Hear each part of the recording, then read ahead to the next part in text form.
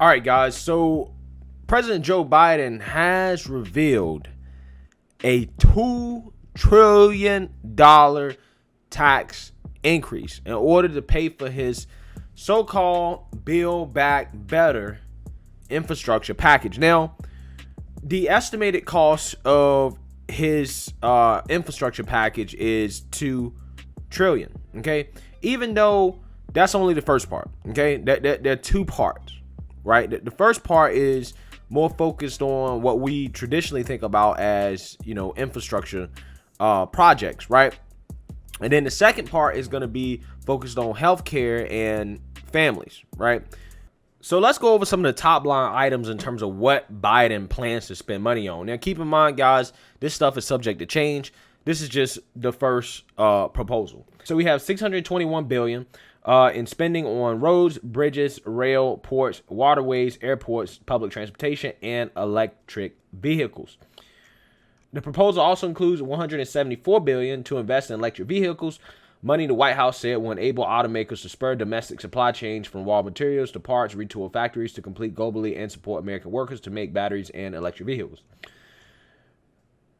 $300 billion to boost American manufacturing, and $50 billion of which going to semiconductor manufacturing and research, and $50 billion for the National Science Foundation to create technology directorate. $30 billion for research and development. $111 billion for clean water and water infrastructure. So example like pipes, service lines, stuff like that. $100 billion for schools, even though we've just given schools so much money that they haven't spent already, but apparently they need more, according to Biden. $100 billion for broadband internet, right? That's to expand high-speed internet access. Housing, $213 billion for affordable housing, $400 billion for home and healthcare services and hospitals, and that's basically it, right? Those are the top line items that we have. But he has released his plan in regards to how he's going to pay for it, right? How he's going to pay for the first part of it, which is going to basically include $2 trillion of tax increases. So I want to go over that with you guys because there's been speculation in terms of how he's going to do this. Is he going to tax the middle class? As Pete Buttigieg basically alluded to some tax proposals that the Democrats have been going over, right? Including a mileage tax that got a lot of pushback from conservatives and just middle class people alike, right? Liberals too, right? Who was like, no, right? This is a tax on the middle class. This is obviously not what Biden promised. Okay. But, I really don't believe that Biden is going to get away with all this spending and not raise taxes on the middle class. I just don't believe it. Right. But I will say that this proposal that he has released so far is basically threading the political needle here in terms of how they're going to impose these tax increases, because a vast majority of it looks like it's going to incorporate changes for corporate tax rates, right? So he's trying to keep this bill as politically friendly as possible in regards to not trying to appear as if he's going to increase taxes on the middle class, but just focusing on corporate taxes and the rich, okay? So let's go over some of the top line proposals that Biden has here. Biden's corporate tax changes include boosting the corporate tax rate from 21% to 28%. The rate was 35% before Trump's 2017 reform law. A hike on taxes on overseas income of U.S.-based companies. The change would eliminate a rule that the first 10% isn't taxed and set a 21% tax rate that applies on a per country basis, meaning firms can't offset profits in tax havens with higher taxes in other countries. Okay, so in regards to this little bullet point right here, I scrolled up a little bit, and this is an explanation of this proposal in regards to the intended effect from the White House. Okay, this is from Biden. Okay, it says, Quote, right now, the tax code rewards U.S. multinational corporations that ship profits and jobs overseas with the tax exemption for the first 10% return on foreign assets. And the rest is taxed at half the domestic tax rate, the White House fact sheet says.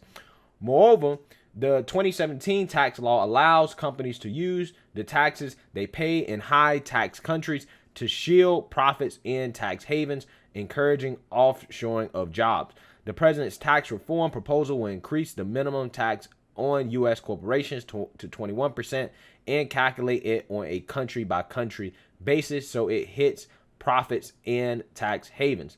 It will also eliminate the rule that allows U.S. companies to pay zero taxes on the first 10% of return when they locate investments in foreign countries. All right, so that is the Biden White House explanation of that. They're essentially arguing that they're going to make it harder for companies to offset their profits using tax havens. Okay, they want to be able to generate more revenue by setting a minimum tax of 21% and applying it on a country by country basis. Reform to make it more difficult for U.S. companies to perform an inversion that typically shifts their residents abroad to lower taxes, as many U.S. firms have done relocate on paper to Ireland and other lower tax jurisdictions. Again, trying to avoid companies using loopholes in the tax system to hide profits overseas and to pay lower taxes. Okay, changes to limit tax write-offs for offshoring jobs and steps to end tax policies that benefit the fossil fuel industry. A new 15% minimum tax on corporate profits reported to investors so that deductions won't allow lower payments. This is basically like an alternative minimum tax in the sense that no matter what the deductions you have to pay 15% no matter what, right? So these are some of the top line proposals here.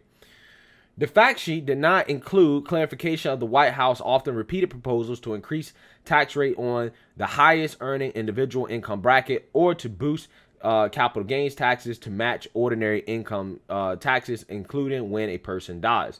Combined, the Biden tax hikes would raise approximately $2 trillion to cover the infrastructure bill, which Democrats are likely to attempt to ram through Congress with a bare majority in the Senate under budget reconciliation rules. The higher corporate tax rate would yield $730 billion over 10 years, according to the Tax Policy Center Axios reports. The tax on foreign subsidies would net an estimated $550 billion. The hike on capital gains would earn the government about $370 billion, and the hike on the highest income bracket from 37% to 39.6% would garner $110 billion. How exactly the higher tax bracket hike would work is unclear. So just for you guys to understand, Biden is revealing two proposals, okay, that encompass his whole infrastructure spending strategy, right? So this corporate tax increase that I just read to you guys is basically used to pay for the infrastructure part, like the roads, bridges, probably gonna be some green electric infrastructure they're probably gonna put in that type of stuff. Okay, now it has not included the proposal for raising taxes on individuals, in which Biden has said that he's going to basically just tax those who are making more than $400,000 a year, even though Jen Psaki basically said that can include a family as well, right? Two individuals making $200,000 a year. And there's also expected to be an increase in capital gains taxes. Okay, so those are taxes that are going to affect individuals. It seems that for the infrastructure part of this bill, Biden wants to pay for that using tax increases directly on corporations. Probably for the next part of his bill, right, which is supposed to be about families and healthcare, I think he's going to try to increase taxes on individuals. Specifically, he says it's going to be the rich, but we'll have to wait and see if that's actually going to be the case. So, with that being said, President Trump has actually responded to Biden's corporate tax increase, right? He released a statement basically saying that Quote, Joe Biden's radical plan to implement the largest tax hike in American history is a massive giveaway to China and many other countries that will send thousands of factories, millions of jobs, and trillions of dollars to these competitive nations. The Biden plan will crush American workers and decimate U.S. manufacturing while giving special tax privileges to outsourcers, foreign, and giant multinational corporations. Biden promised to build back better, but the country he is building up, and particularly is China and other large segments of the world. Under the Biden administration, America is once again losing the economic war with China, and Biden's ludicrous multi-trillion-dollar tax hike is a strategy for total economic surrender.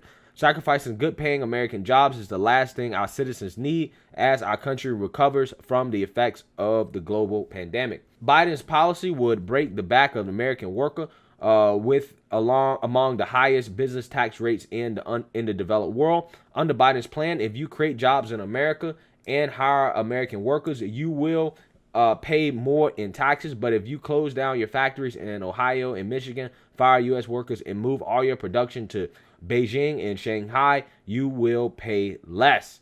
It is the exact opposite of putting America first. It is putting America last. Companies that send American jobs to China should not be rewarded by Joe Biden's tax bill.